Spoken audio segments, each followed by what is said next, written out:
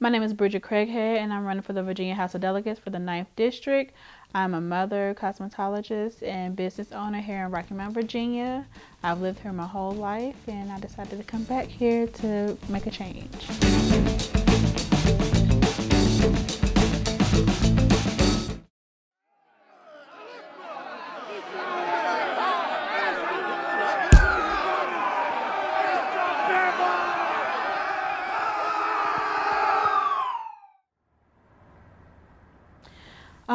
I decided to run for something after the insurrection, January 6th. So I literally prayed to God. I said, God, if you want me to be an elected official, please put people in my path that can help me do this.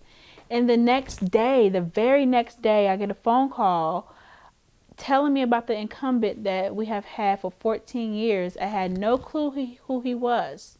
Charles Poindexter. Right. And I looked him up and I seen, what did he do? Because if he did right by us, then I might help support him. Right. But he did nothing for low income families. Not only, for black families, but for all low income doesn't have a race on it.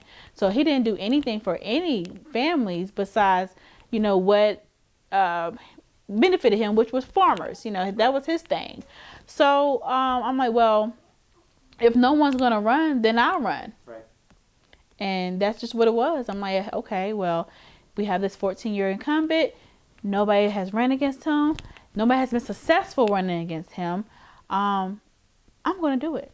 And what was the first thing you did? The first thing that I did was I called my mom. I'm like, Mom, I'm going to run for House of Delegates. She's like, what? Okay. Like, she don't know, we never follow politics. We just went along with whatever we got. Right. And that is the mindset of the black community here, is that we just, don't say nothing, just go along with whatever it is, and we'll be all right. They're going to like us. We're cool. So she had no clue what I was talking about. But at that moment, I knew, okay, it's time, let's just start doing events to get out there. So we did a Plant a Seed with Bridgette event outside of my salon. It was our very first event that we did. And we gave out little pots of mustard seeds. We allowed the community to come plant their own mustard seed. And we set good intentions that we are going to run a strong campaign and we're going to win.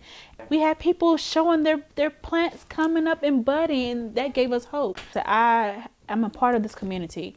I've done a lot of hair here, so I hear all the complaints. I see it. I see the struggle in people. But running and meeting new people, it's like, okay, this is beyond just the community I grew up in. This is other communities. Like the lady I was telling you about that's down in Patrick County, that literally all she needs is cell phone towers for her to get, reception, to be able to call, to talk. I mean, it's simple things that, it's not that it's a luxury anymore. It's things that we need that is a necessity now.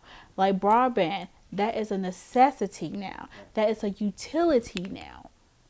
So, and that's my focus, is to find out what can help someone.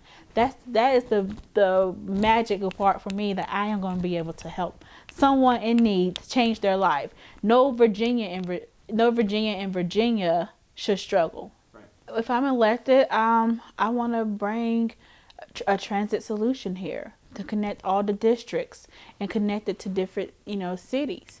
I don't feel like, because if you don't have a car here, you're stuck. Right. So I don't feel like our people should just be, just in one area. We need to be able to expand and come back, not just stay and don't grow. The broadband. I mean, it's the 21st century now. We need to be able to connect. We need to be up, and knowing what's going on. And some people don't even know what's going on because they can't receive any internet access to know what's going on. And especially with the pandemic, telemedicine is taking off. Think about all the people that don't have a ride, but if they have access to the internet, that they could be able to see their doctors in their home. That is big right there. Like, times are changing, and it's time for Virginia to catch up. Because right now we are living in prehistoric times with not even be able to, just get basic necessities that, that we need. Housing. I know a whole lot of people that want to move here. I know people that their families are getting, bigger. They're having kids. They need a bigger place, and they can't find a place. Even if they do have the money, they can't find the place. But I want to be that person to look out for the low income and the middle class people. And I actually know several people right now that want to come here to Rocky Mount. They want to get away from the crimes, in other cities, and they want to come to the country. But because they can't find an affordable place to stay, they can't come. And so, I mean, and then childcare.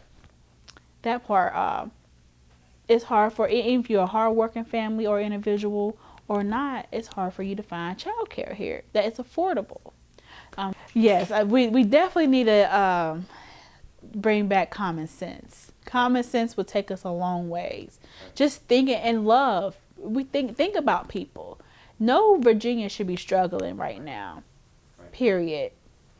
So, and the things that we're asking for is just simple, basic necessities that can help. A ride to work. Internet access so I can get online to be able to talk to my doctor if I need to. Or take a class. It's the fact that I have to ask the same people that are struggling for their money to be able to get the message out there that I'm running. Right.